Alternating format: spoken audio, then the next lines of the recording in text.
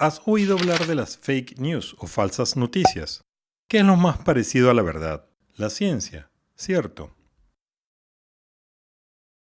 A principios del siglo XX, la ciencia estaba de moda y la ideología también. La ciencia es una verdad demostrable y las creencias son verdades por demostrar, es decir, son pensamientos que algunos consideran verdades pero que no siempre existen en realidad. A principios del siglo XX, una de estas mentiras disfrazadas de verdades se enseñaba en las más prestigiosas universidades del mundo.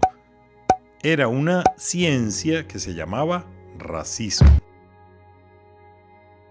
Basada en la teoría de la evolución de las especies, donde se afirma que el fuerte domina al débil, se determinó que el ser humano estaba en el vértice superior del reino animal.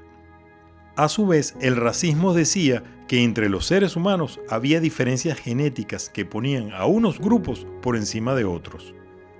Según esta ciencia, habría razas humanas más fuertes e inteligentes que otras, por ende, unas dominarían sobre las demás.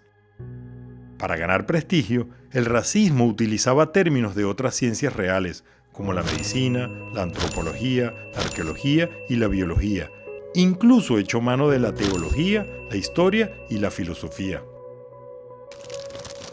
Esto se enseñaba en el corazón mismo de la civilización europea, y así como los narcisistas piensan que el mundo debería ser como ellos, los científicos racistas determinaron que ellos, los blancos europeos, eran el cenit de la raza humana, destinada a dominar el mundo.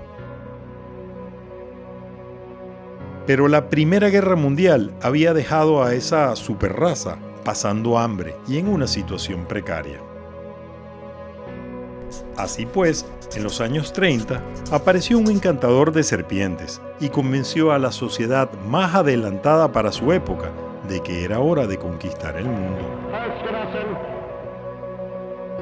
Con el uso de palabras bonitas que disfrazaban la verdad, iba convenciendo a la gente de que lo que estaba haciendo era correcto. En vez de matémoslos, el líder decía, hagamos limpieza social, profilaxia. En vez de robémosles, el líder decía, rescatemos los bienes del pueblo, quitémosles a quienes contaminan la raza lo que es nuestro. El líder en verdad quería hacer prevalecer por las buenas o por las malas, la idea de que se podía crear a un hombre nuevo, un hombre diferente, un hombre hecho a su medida. Eso, en otras palabras, es lo que en política se llama fascismo. Con esa misma lógica, el líder fue señalando a diferentes enemigos. Primero, fueron todos los que tuvieran defectos físicos o mentales. Después, los disidentes políticos, principalmente comunistas y socialistas, o raciales, como los gitanos, o los homosexuales, pero principalmente se ensañó contra los judíos.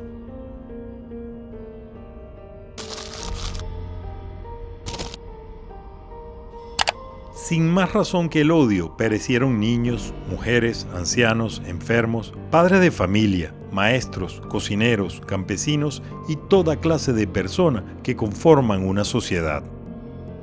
Empezó en Alemania, luego en el resto de Europa. La mentira fue ganando espacio y arrinconando a los diferentes. Primero los expulsaron, luego los apiñaron en barrios cerrados en algunas ciudades, después los mandaron a campos de concentración y finalmente a complejos industriales, preparados como mataderos, donde trágicamente hallaron la muerte. Todo el mundo aplaudía al líder y a sus mentiras, porque no había prensa libre ni gente que lo cuestionara, y la mentira comenzó a ganarle a la civilización. Y así, en un abrir y cerrar de ojos, en el país más culto de Europa, una gran parte de la población se convirtió en asesinos, y todo aquel que guardó silencio se convirtió en su cómplice. La historia que vamos a ver hoy aquí es la de un grupo de perseguidos que decidió desde uno de esos barrios contar la verdad.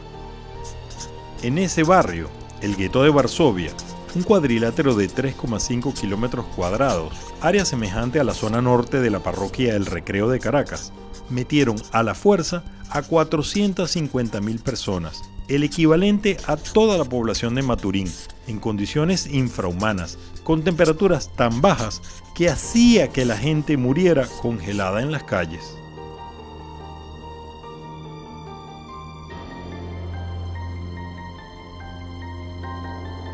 El grupo de los que contaron la historia lo conforman los maestros, periodistas e intelectuales judíos que decidieron que el crimen que se estaba cometiendo contra un pueblo entero no podía quedar impune sin que nadie testificara lo que allí estaba pasando. No fue el único gueto, no fue la única tragedia, pero es un ejemplo de que las mentiras, cuando se visten de verdades y se hacen política de Estado, son capaces de sacar del ser humano lo peor de sí.